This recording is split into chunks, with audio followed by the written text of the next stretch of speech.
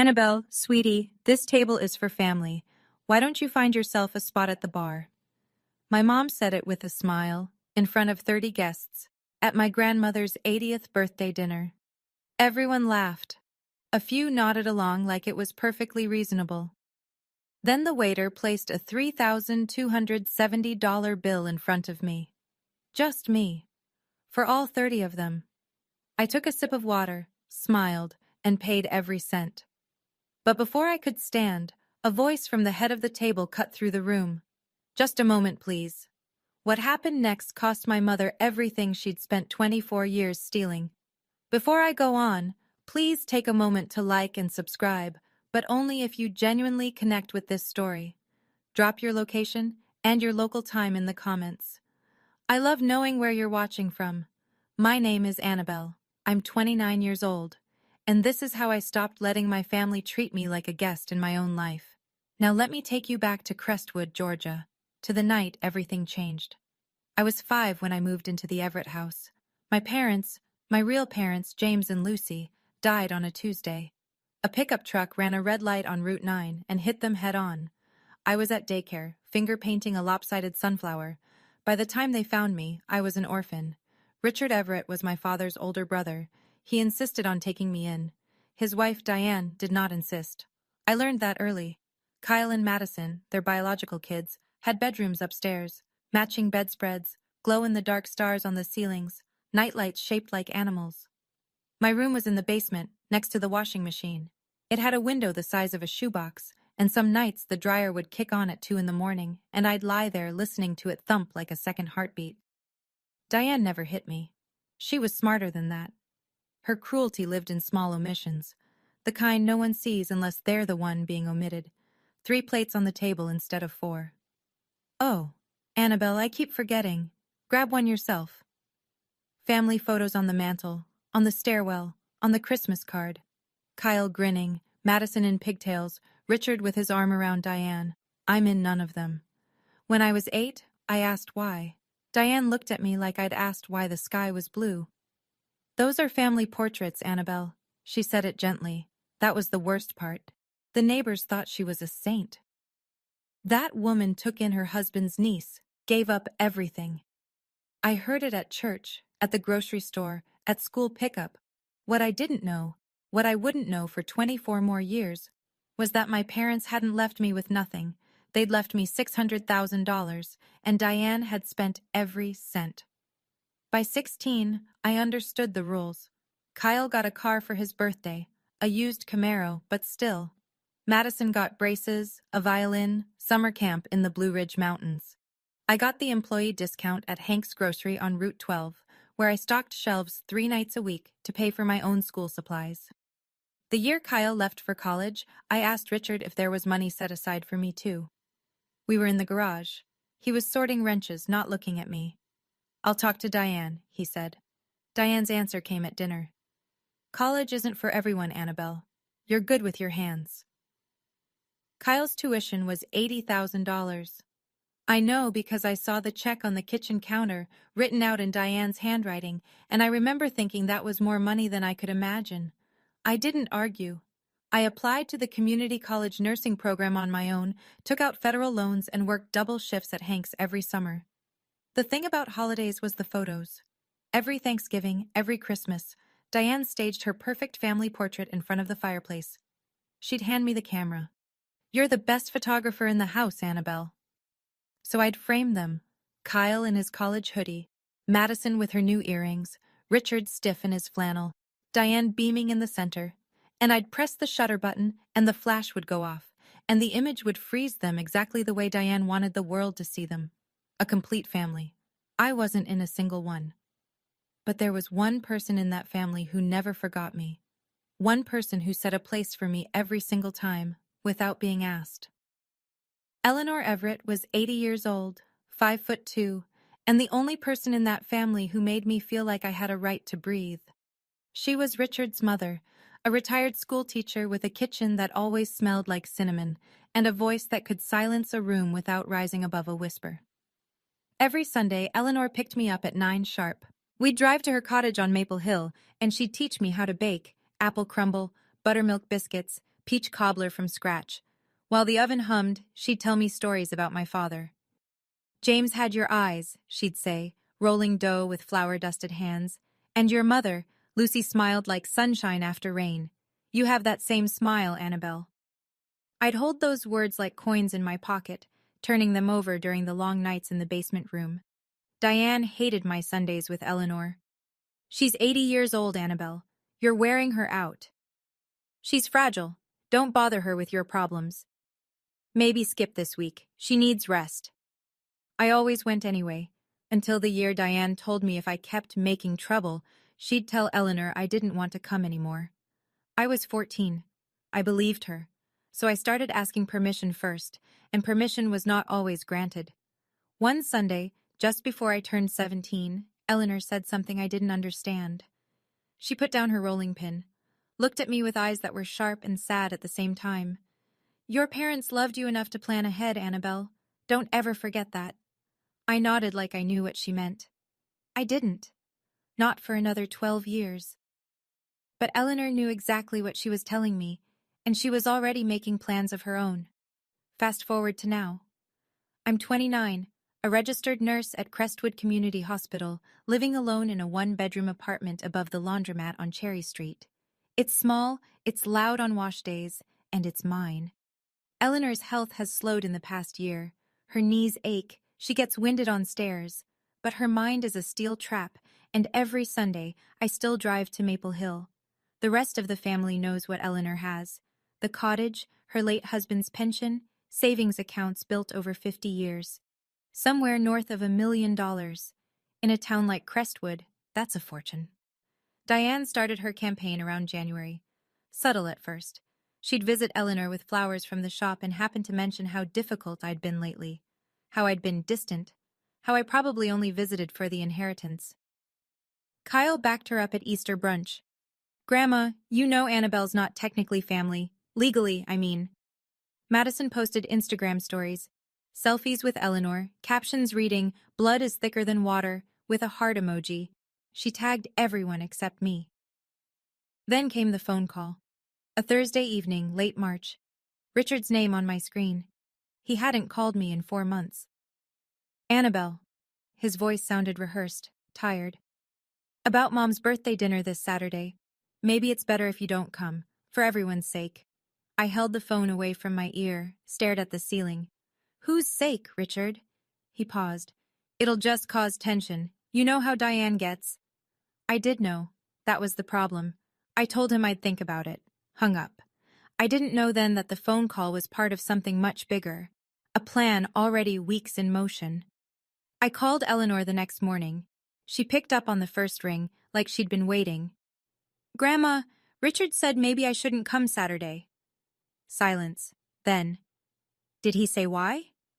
He said it would cause tension. Eleanor's breathing was steady, measured. When she spoke, her voice was different, urgent in a way I'd never heard. You have to come, Annabelle, no matter what. Promise me. I promise. And wear something nice, something that makes you feel strong. I almost laughed. Grandma, it's dinner. Promise me. I promise. She paused, and I heard the creak of her rocking chair. I love you, sweetheart. More than you know. She hung up before I could ask why her voice was shaking. That Saturday, I stood in front of my closet for 30 minutes. I didn't own much. Nurses don't need a lot of formal wear. But tucked in the back was a navy dress I'd bought for a friend's wedding 2 years ago. Simple. Fitted. The kind of dress that says I belong here without saying anything at all. I put on my mother's pearl earrings, the only thing of hers I had. Eleanor gave them to me on my 18th birthday. Lucy wore these the night she met your father, she told me. I wrapped Eleanor's gift, a hand-bound photo album I'd spent weeks making, filled with pictures of us baking together, printed from my phone. In the car, my hands were steady on the wheel. I knew Diane would try something. She always did at gatherings. A comment here, a seating arrangement there, a reminder of my place. But this was Eleanor's birthday. Maybe her last one. I wasn't going for Diane. I was going for the only person who never made me prove I belonged. The Magnolia Room sits on the corner of Main and Birch. White columns, magnolia trees flanking the entrance, the only restaurant in Crestwood that requires a reservation. For Eleanor's 80th, Diane had booked the entire main dining room. 30 guests, crystal glasses, white linen, a jazz quartet playing low in the corner. I arrived 10 minutes early, placed my gift on the table by the door. Diane saw me walk in.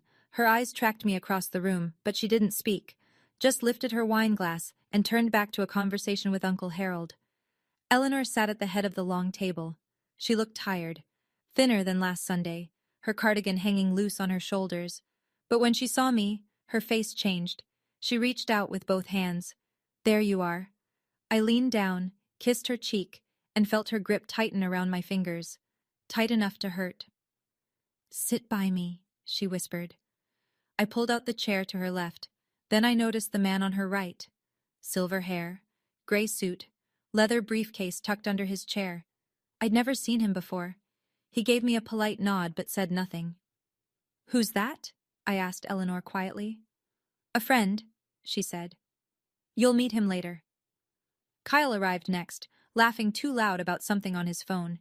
He saw me, stopped mid-laugh. "Oh, you actually came." Madison trailed behind, already angling her phone for a selfie with the chandelier. She positioned herself next to Eleanor, framing the shot carefully. I watched her adjust the angle 3 times, each time making sure I wasn't in it. Dinner started. Plates came out. Conversation hummed. Everything felt normal, but in this family, normal was just the overture before the storm. Diane stood up between the appetizer and the main course. She tapped her glass with a butter knife. The jazz quartet stopped. "Thank you all for being here tonight," she said, voice honey warm, scanning the room. "Family means everything to us Everetts." She lingered on the word family. Her eyes found mine for exactly 1 second. "I'd like to introduce everyone at our table. My wonderful son, Kyle. Some of you know he just closed a big deal in Savannah." Kyle raised his glass. "My beautiful daughter, Madison. She's been taking such good care of Grandma lately." Madison blew a kiss to Eleanor. "And of course, my husband Richard, the backbone of this family." Richard nodded stiffly. That was it. 3 children introduced. The full roster according to Diane.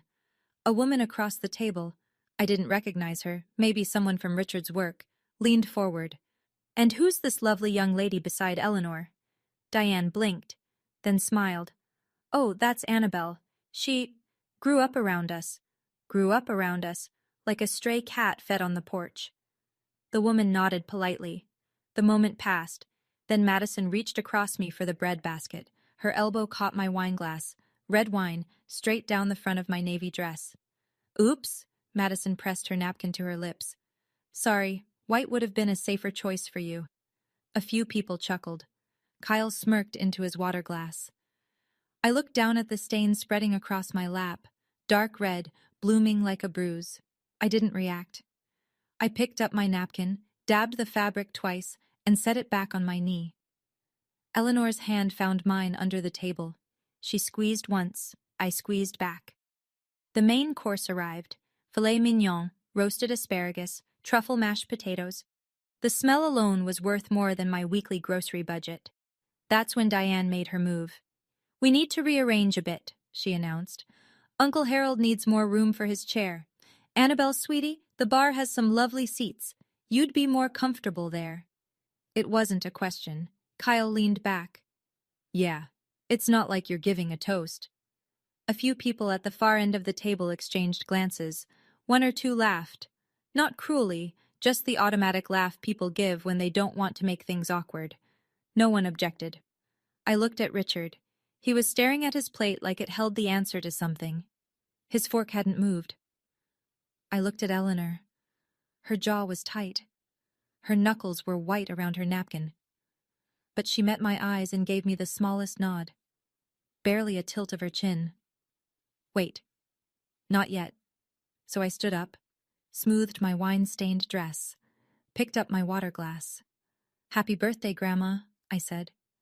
My voice didn't crack. I walked to the bar at the far end of the dining room. 12 steps. I counted, sat on a stool, set my glass down, and kept my back straight. The bartender, a young guy, maybe 22, looked at me with something between confusion and sympathy. "You okay?" he asked quietly. I'm fine. I wasn't. But I'd had 24 years of practice at being fine. Have you ever sat in a room full of people and felt completely invisible? Like the air you breathe doesn't count because no one's watching you breathe it? If you have, tell me in the comments. I want to know I'm not the only one. From the bar, I had a clear view of the table. Diane was laughing, refilling glasses, touching people's arms. The perfect hostess. Kyle was telling a story that involved hand gestures and a punchline I couldn't hear. Madison kept checking her phone under the table. Eleanor sat at the head, eating nothing, watching everything. The man in the gray suit hadn't moved. His briefcase stayed under his chair. He cut his steak in precise squares and spoke to no one. 20 minutes passed. Then Madison stood, phone in hand, and walked toward the restroom. She passed right by me, didn't even glance in my direction, like the bar stool was empty. She stopped in the hallway, maybe 6 feet from me. She must have assumed I couldn't hear over the jazz quartet. She was wrong.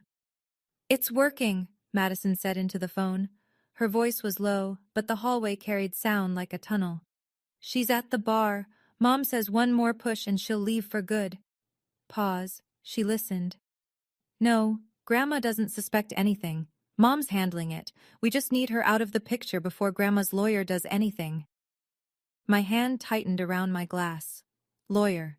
Before Grandma's lawyer does anything. Madison laughed at something the other person said, then walked back toward the dining room without looking at me. I sat very still. This wasn't spontaneous cruelty. This wasn't Diane having a bad night or a few too many glasses of wine. This was a plan. Coordinated. Timed. Designed to push me out the door before something happened. Something involving Eleanor and a lawyer. I didn't know what yet, but the man in the gray suit with the briefcase suddenly made a lot more sense. Dessert came, a 3-tier cake with white frosting and 80 candles. Everyone sang. From the bar, I mouthed the words. Eleanor blew out the candles in 2 breaths. The room cheered. Then she leaned toward Richard and said something I couldn't hear. Richard stood, helped her up, and walked her slowly toward the restroom hallway. But Eleanor stopped at the bar. She reached for my hand. Hers was thin, papery. I could feel every bone, but her grip was iron. "Don't leave tonight," she said. Her voice was barely above a breath. "No matter what happens, promise me."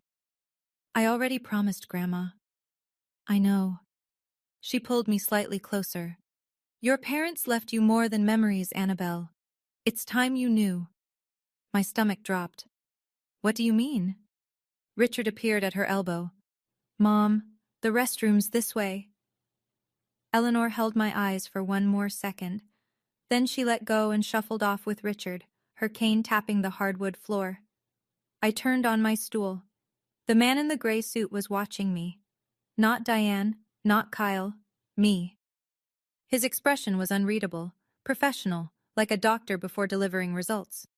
His briefcase sat under his chair. The clasp was brass, and the corner of a thick envelope jutted out from the top, manila, unsealed. He caught me looking, gave the faintest nod, then turned back to his coffee. My heart was beating in my throat. "Your parents left you more than memories." My parents died when I was 5. They were 26 and 28. They drove a 10-year-old Honda and rented a 2-bedroom apartment. What could they possibly have left me? Whatever it was, Diane didn't want me to find out. And that told me everything. Eleanor returned to the table. Diane poured her another glass of wine, her 4th by my count. The evening should have wound down. People were checking watches, reaching for coats, but Diane wasn't done. She stood again, glass raised, cheeks flushed. "I just want to say one more thing." She swept her arm across the table. "Being a mother is the hardest job in the world, and sometimes you take on burdens that aren't yours." A few guests murmured in agreement. "When Richard's brother died, we took in his daughter." Diane pressed a hand to her chest. "No one else would. We gave up vacations. We gave up savings. We gave up our space. Our lives, really." A woman near the end of the table spoke up. "That's Annabelle, right? She seems like a sweet girl." Diane tilted her head. The wine made her honest. "Sweet? She's been riding our coattails for 24 years. She laughed, a loose, ugly sound. "Her parents left nothing. Not a dime." We raised her from zero. The room went still. Her parents left nothing. I heard it from 12 steps away, over the jazz, over the clink of glasses, over everything. My mother and father, dead at 26 and 28, buried in Crestwood Cemetery, Plot 14, and Diane was standing in a room full of people telling them my parents left me with nothing. That was a lie. I didn't know how yet, but Eleanor's words were still ringing in my ears. My hand trembled. Not from sadness. I'd swallowed every insult for 24 years. Every forgotten plate, every missing photo, every she grew up around us. But talking about my dead parents like they were deadbeats who abandoned me, that was the line, and Diane had just crossed it. The waiter appeared at my elbow. "Excuse me, ma'am." He was young, polite, clearly uncomfortable. He set a leather bill folder on the bar in front of me. I opened it. $3,270. 30 guests, filet mignon, bottles of Pinot Noir and imported champagne, 3-tier birthday cake, and every cent of it charged to my name. "Mrs. Everett arranged for the reservation under your name," the waiter said quietly. "She provided your card for the deposit." My card. The supplementary card Diane added me to when I was 17. "For emergencies," she'd said. I'd stopped using it years ago. Forgot it existed. Diane hadn't.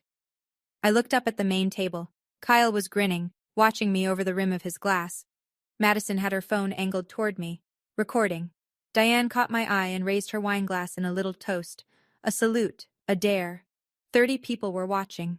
I opened my wallet, pulled out my own debit card, my actual card, attached to my actual savings, the money I'd earned stacking shelves and drawing blood and working back-to-back 12-hour shifts. I handed it to the waiter. "Thank you," I said. "You can run this." He hesitated. "Ma'am, are you sure?" "I'm sure." He took the card. I signed the receipt, tipped 20%. From the main table, Diane's voice floated over like smoke. "See? She knows her place." More laughter, quieter this time. A few guests looked away. I capped the pen, set it down, started to stand. And then, from the head of the table, clear as a bell in a silent church, "Just a moment, please." Eleanor's voice. And it stopped the room cold. Every head turned. Eleanor pushed back her chair. The man in the gray suit stood first, offering his arm.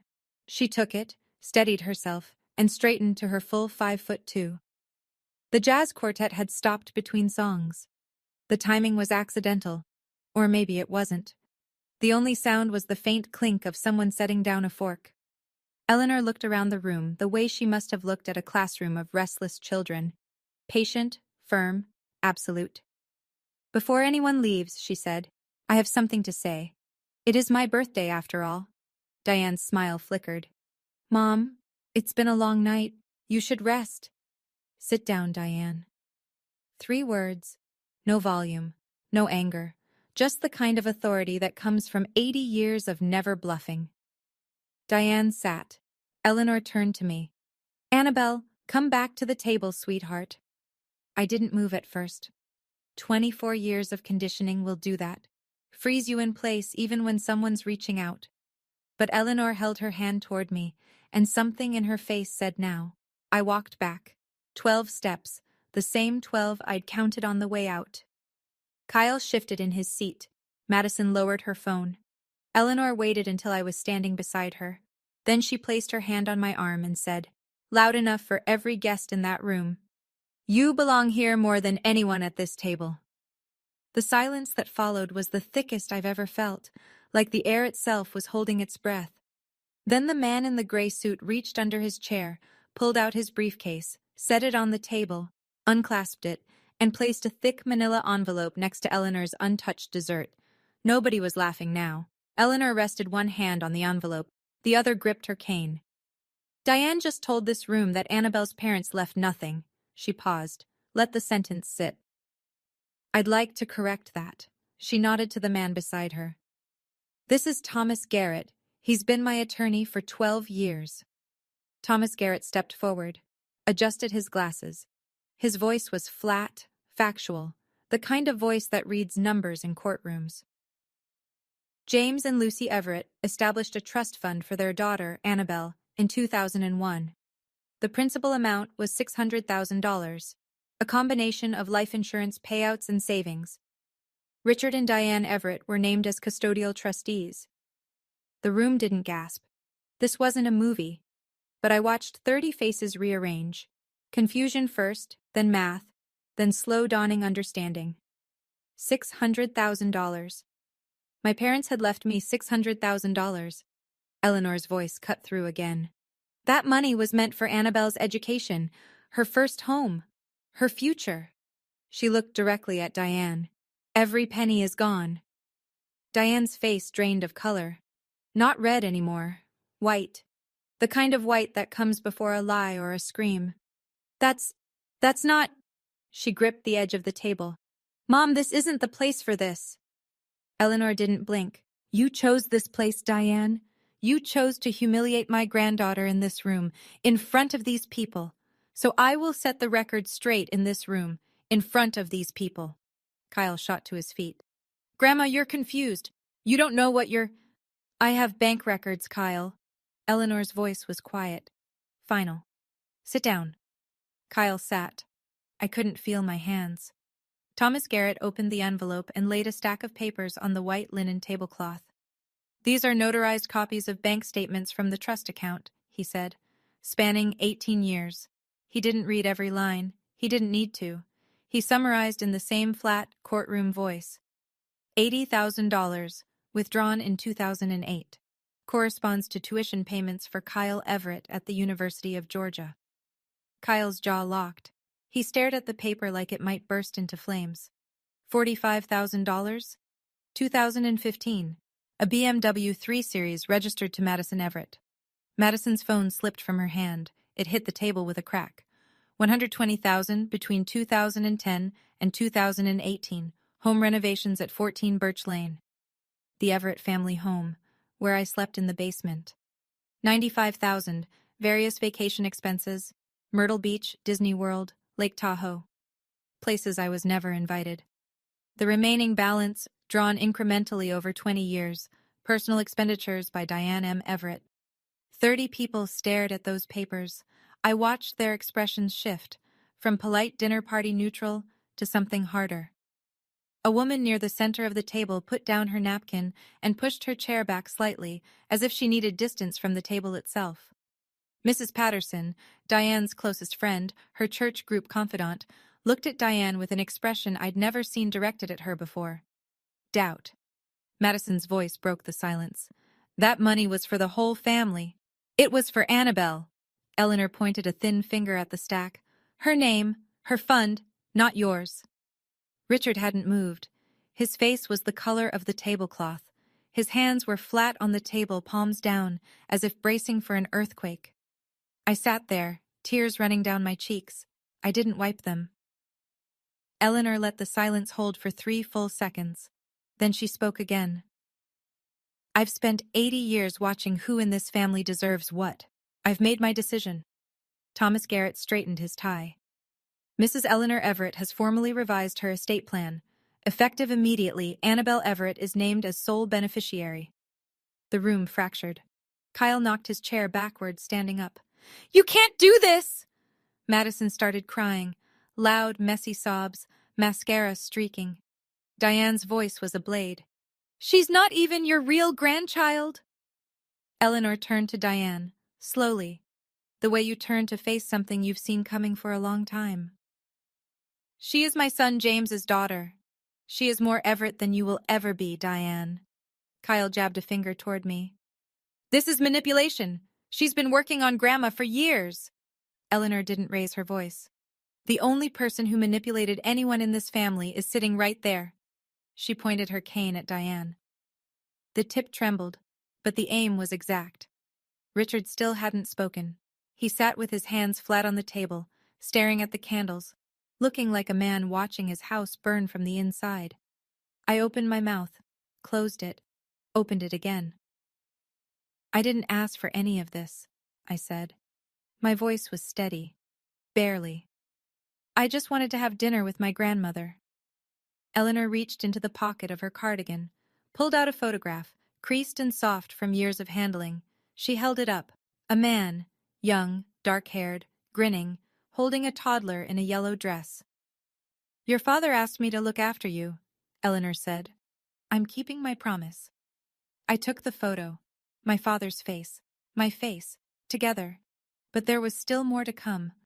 Diane shoved her chair back. It hit the wall with a crack that made the bartender flinch. "This dinner is over." She grabbed her purse, then spun toward Eleanor. "You're clearly not in your right mind. We'll have this thrown out by Monday." Thomas Garrett reached into his briefcase and produced a second document. He set it down like a man laying cards on a table. "Mrs. Everett was evaluated 4 weeks ago by Dr. Fiona Reed, board-certified geriatric psychiatrist in Atlanta. Full cognitive assessment." He paused. "She is of sound mind. The report is notarized and filed." Diane's mouth opened, closed, opened again. Nothing came out. She turned on me. Her voice was raw, stripped of honey, stripped of everything except venom. "You did this. You poisoned her against her own family." I looked at her from across the table, wine stains still on my dress, eyes still wet, hands still shaking. But my voice came out clean. "I've been sitting at the bar for 2 hours, Diane. When exactly did I do that?" A sound moved through the room. Not laughter, not a gasp, but something between them. A release. Several guests looked down. One man rubbed the back of his neck. Mrs. Patterson stood up. She walked to Diane, leaned close, and asked in a voice she probably thought was a whisper, but carried across the silence like a gunshot. "Diane, is this true? About the trust fund?" Diane didn't answer. She grabbed Richard's arm. "We're leaving! Now!" Richard didn't move. "Richard." He looked at her. For the first time all night, something moved behind his eyes. Something that looked like it had been caged for a very long time. "No," he said. "Not yet." Diane changed tactics the way weather changes in Georgia. Sudden, total, without apology. The venom vanished. Her shoulders dropped. Her chin trembled. Tears pooled in her eyes, and when she spoke, her voice was a quivering thread. "I gave up everything for that girl." She pressed a hand to her chest. 24 years. My youth, my energy, my savings. And this is how I'm repaid? Kyle wrapped an arm around her. "It's okay, Mom. We'll fight this." Diane turned to the remaining guests, eyes glistening. "She turned an old woman against her own children. This is elder abuse. You're all witnesses." I watched it happen, the room tilting. A few guests shifted in their seats. An older man at the far end frowned in my direction. Diane's tears were good. They always had been. In Crestwood, she'd perfected the role of the suffering mother, and the audience knew the script. It was working. Then Thomas Garrett laid one more document on the table, a thick stack, bound with a clip. He turned it to face the room. "These are notarized bank records," he said, "withdrawal after withdrawal from the trust account over 18 years. Each one signed by Diane M. Everett or Richard J. Everett." He fanned the pages slowly. Dates, amounts, signatures, page after page after page. The room turned back. Mrs. Patterson stared at the papers, then at Diane, then back at the papers. Diane saw it happening, the shift, the loss of her audience, and for the first time something cracked in her performance. Not sadness, not anger, fear. She realized Eleanor hadn't acted on impulse. This wasn't a grandmother's emotional outburst. This was months of preparation, legal documents, medical evaluations, notarized evidence. Diane had walked into her own trap. Richard stood up. The movement was so quiet, so unlike the chaos around him, that it took a moment for anyone to notice. He didn't push his chair. He just rose, slow, heavy, like a man standing up in water. "Mom." His voice cracked on the single syllable. "I'm sorry. I knew. I should have stopped it years ago." Diane whipped toward him. "Shut up. Don't say another word, Richard." "No, Diane." He turned to face her, and I saw something I'd never seen in 24 years. Richard Everett looking his wife in the eye without flinching. "Enough. I've been quiet for 24 years. I'm done." He turned to me. His chin was shaking. His hands hung at his sides like broken tools. "Your parents trusted us, Annabelle. They trusted me." He swallowed. "I failed them. I failed you."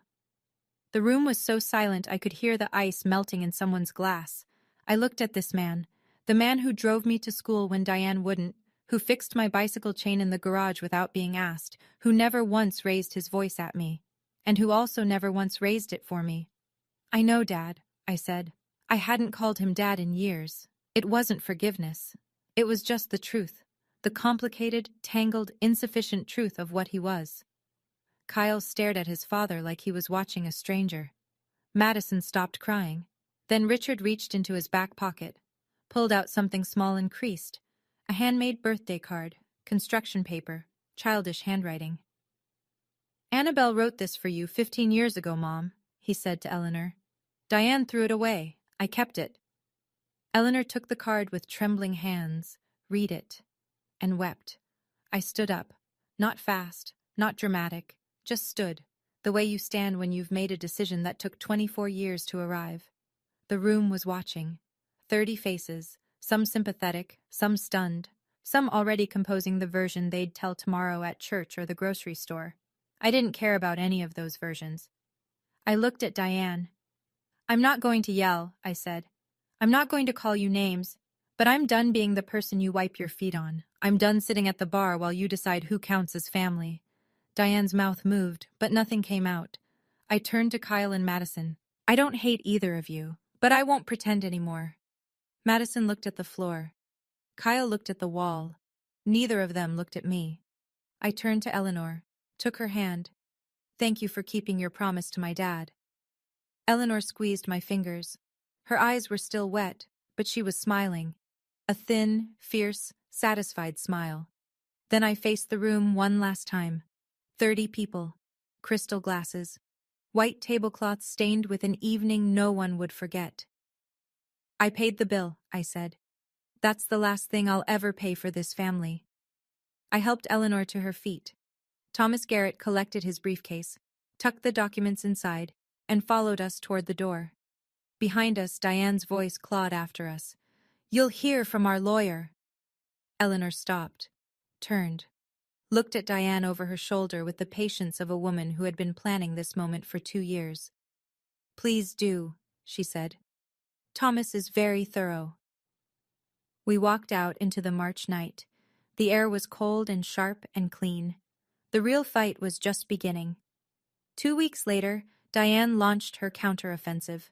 The Facebook post went up on a Tuesday afternoon. 12 paragraphs of carefully crafted victimhood. She described herself as a loving mother who'd sacrificed everything for an ungrateful adopted child. She wrote about Eleanor's declining mind and my calculated manipulation of a vulnerable elderly woman. She used the phrase elder abuse 3 times. In a town of 9,000 people, that post spread like fire through dry grass. By Wednesday morning, it had 200 shares. People I'd known my whole life started looking at me differently. A nurse at the hospital asked me, voice low in the break room, "Is it true about your grandmother?" A neighbor crossed the street when she saw me coming. Then came the legal assault. Kyle hired a lawyer, Brian Prescott, the most expensive attorney in the county, and filed a petition to challenge Eleanor's will. The grounds: undue influence. The claim was that I had isolated Eleanor from her family and coerced her into changing her estate plan. The irony was so thick I could have choked on it. Madison sent me a text at 11 at night. "I still have it saved. We'll drag this out until you're broke. You'll wish you'd stayed at the bar." I sat on my apartment floor that night, reading letters and comments and text messages from people who'd never bothered to hear my side. My savings account had $31,000 in it, every penny from 6 years of nursing. That wouldn't last long against Brian Prescott's hourly rate. But Thomas Garrett had already prepared for this. Eleanor had already prepared for this. They'd been ready for Diane's war long before Diane knew she was fighting one. Thomas Garrett called me on a Thursday. "We're filing a counterclaim," he said. No preamble. "Breach of fiduciary duty. Your parents designated Richard and Diane as custodial trustees. That carries a legal obligation. Every dollar in that fund was required to be used solely for your benefit. And they used it for Kyle's tuition, Madison's car, their vacations. For 18 years. I could hear him turning pages. The documentation is thorough: bank records, withdrawal slips, corresponding purchases. Your grandmother spent 6 months compiling this. 6 months. While I was driving her to Sunday brunch and thinking everything was normal, Eleanor had been building a case. Thomas filed the counterclaim in county court. Breach of fiduciary duty, requesting full restitution of the $600,000, plus interest, plus legal fees. In the same filing, he submitted Dr. Fiona Reed's cognitive evaluation. Eleanor had scored in the 97th percentile for her age group. Sound mind didn't begin to cover it. Kyle's lawyer, Brian Prescott, reviewed our filing. I know what happened next because Thomas told me. Prescott called Diane that same evening. Mrs. Everett, I'd strongly advise you to settle. Diane's answer, according to Thomas, was 4 words. I'd rather burn everything. Sometimes I wonder, if I just walked away that night, taken whatever scraps they offered and disappeared, would life have been easier? Simpler? But then I think about my parents. They set up that fund when they were 25 years old. They planned for a future they wouldn't live to see. They did that for me. I couldn't walk away from that. Would you? I'm curious. Would you fight to the end, or cut your losses and move on? Tell me in the comments. I've thought about this 1,000 times. The hearing took place 6 weeks later at the Mercer County Courthouse, a brick building with columns that needed painting, and a flagpole that leaned slightly to the left. Not dramatic, not cinematic, just a courtroom with fluorescent lights and a judge named Harriet Dawson who wore reading glasses on a chain. I won't recount every motion and objection. Court isn't like television. It's slow and procedural and smells like old carpet. But here's what mattered. Kyle's petition to challenge Eleanor's will was dismissed. Dr. Reed's evaluation was airtight. Thomas had documented every interaction between Eleanor and me for the past 2 years. Dates, witnesses, context. There was 0 evidence of isolation or coercion. The judge said it plainly. The petitioner has presented no credible basis for the claim of undue influence. Then came the counterclaim. Thomas laid out 18 years of withdrawals. Names, dates, amounts, corresponding purchases. Every page notarized, every signature verified. Diane's lawyer tried to argue the money was used for the household, which included me. Thomas produced my tax returns, my student loan statements, my pay stubs from Hank's grocery. The judge did the math herself. The court finds that the defendants systematically misappropriated funds entrusted to them for the benefit of a minor, Judge Dawson said. The court orders full restitution. $600,000, plus interest, plus Thomas's fees. Roughly $720,000 in total. Diane gripped the defense table. Kyle slammed his palm down. Madison cried. Richard sat perfectly still, hands folded, and said nothing throughout the entire proceeding. We walked out into the parking lot, Thomas, Eleanor, and me. The sun was harsh and bright. Then I heard footsteps behind me, Richard jogging to catch up, holding a battered shoebox against his chest. Richard held out the shoebox. His hands were shaking. This is everything I saved, he said. Photos, your mother's journal, your birth certificate. Diane wanted to throw it all away after the funeral. I hid it in the garage behind the paint cans. I took the box. It weighed almost nothing. I'm not asking you to forgive me, Richard said. I just didn't want you to lose them twice. He turned and walked to his truck. Didn't wait for a response. I stood in the parking lot holding a shoebox full of my parents, and I watched him drive away. That was the last time Richard and I spoke face to face. The fallout in Crestwood was swift and merciless. The way small towns handle scandals they can't ignore. Diane's Facebook post, the one with 200 shares, became evidence of a different story. People reread it through new eyes. The comments section turned. Mrs. Patterson, the church group friend who'd asked Diane about the trust fund at the restaurant, called Diane the following Sunday. I think you should find another church group, Diane. The flower shop on Oak Street, Diane's Petals, the one she'd run for 15 years, lost 1/3 of its customers in a month. In a town that runs on reputation, a court ruling is a scarlet letter. Kyle's real estate firm let him go. His boss didn't cite the case directly. He said, if you can't manage your own family's finances, how can clients trust you with theirs? Madison, who'd never held a job longer than 3 months, lost her only income source, Diane's support. She applied at a grocery store on Route 12. The same Route 12 store where I once stacked shelves at 16. Some things come full circle without anyone planning it. Even after the ruling, Diane's version of events still floated around certain corners of Crestwood. Some people believe the first story they hear, no matter what comes after. I was still the gold digger to a handful of neighbors.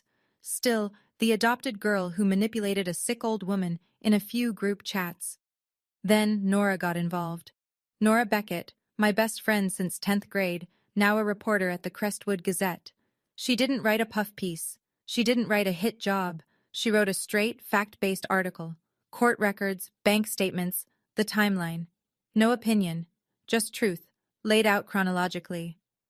It ran on the front page of the Wednesday edition. In a town that still reads its local paper, that mattered. The comments section and the letters to the editor that followed told a different story from Diane's Facebook post.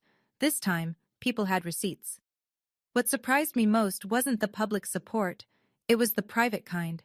Letters started arriving at my apartment, handwritten, some of them, from other adopted kids in the county. Adults now, sharing stories I recognized like reflections in a mirror. The different rules, the missing photos, the gratitude expected for basic shelter. One woman wrote, "I was told my whole life that I was lucky to be taken in. Your story made me realize that lucky was their word, not mine." In the stack of letters was one I didn't expect. From a law office in Atlanta. A man named Gerald Hayward. He'd been my parents' attorney. "I tried to contact you when you turned 18 to inform you about the trust. My letters were returned. I believe they were intercepted. I'm sorry I couldn't reach you sooner." Diane had blocked even that. The Sunday after Nora's article ran, I drove to Maple Hill. Eleanor was on her porch, rocking chair moving in that slow rhythm I'd known since I was 5. 2 cups of tea sat on the side table. She always set out 2 cups before I arrived. Always. I sat down. Didn't speak for a while. The dogwood trees in her yard were blooming, white and pink, fragile-looking but tough enough to survive a Georgia spring. "How long did you know?" I finally asked. Eleanor wrapped both hands around her cup. 2 years.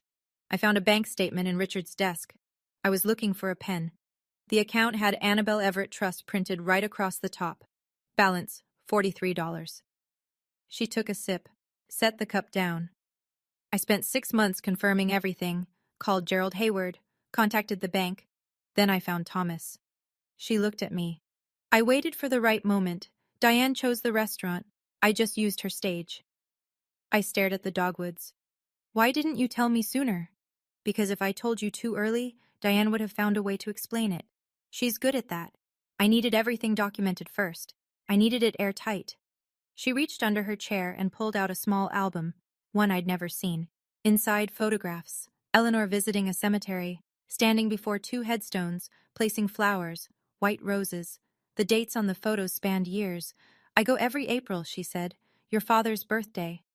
I didn't know that. 15 years of visits, white roses, every single year. I cried. Not the tears from the restaurant. Those had been shock and hurt and anger. These were different.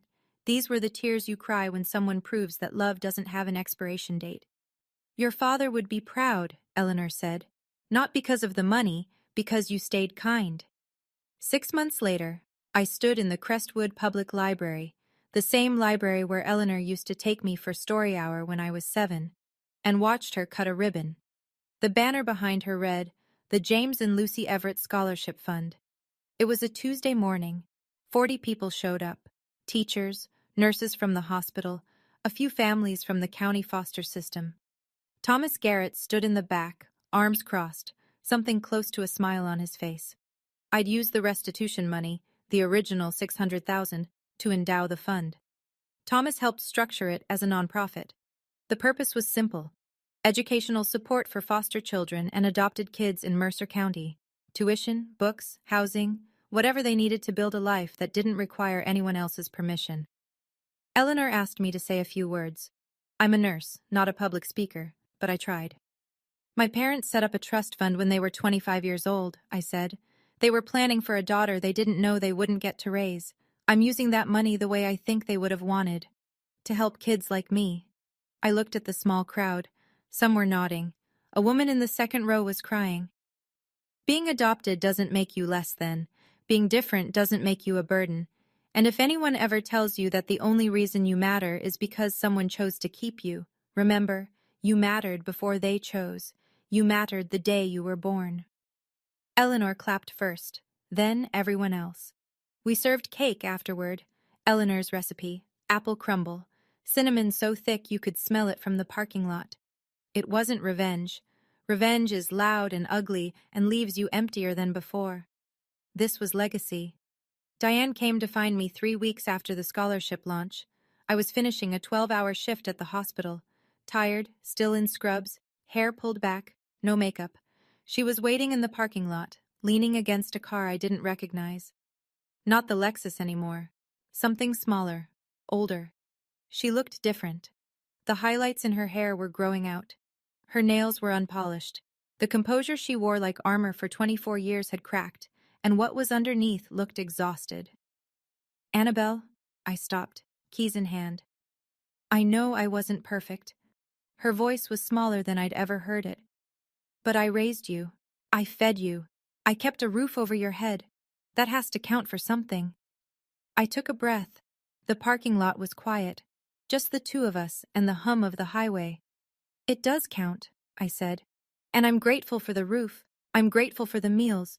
But gratitude doesn't mean I owe you my inheritance, my dignity, or my silence." Diane's chin trembled. "Can we start over?" I looked at her, really looked, at the woman who forgot my plate at dinner, who introduced me as someone who grew up around us, who lied about my parents in front of 30 people and called it sacrifice.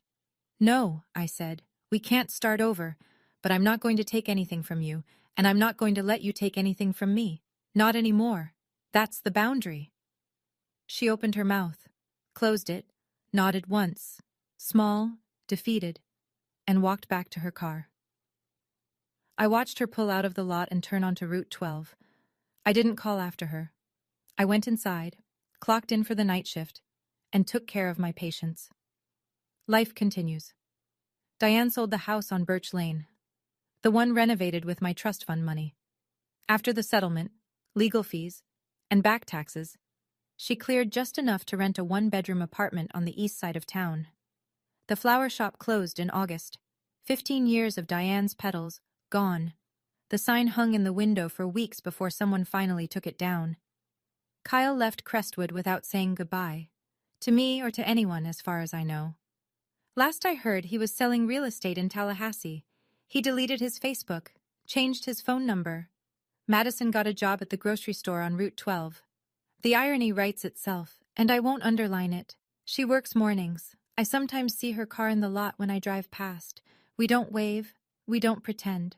Richard filed for divorce the month after the court ruling. He moved into the Pinecrest Motel off the highway. He sends me a letter every month, handwritten, on yellow legal pad paper. He doesn't ask for forgiveness. He writes about going to therapy, about the things he should have said 20 years ago, about learning to sit with guilt instead of hiding from it. I read every letter. I keep them in a drawer beside my bed. I haven't written back yet. I don't know if I will, but I don't throw them away. That feels like something.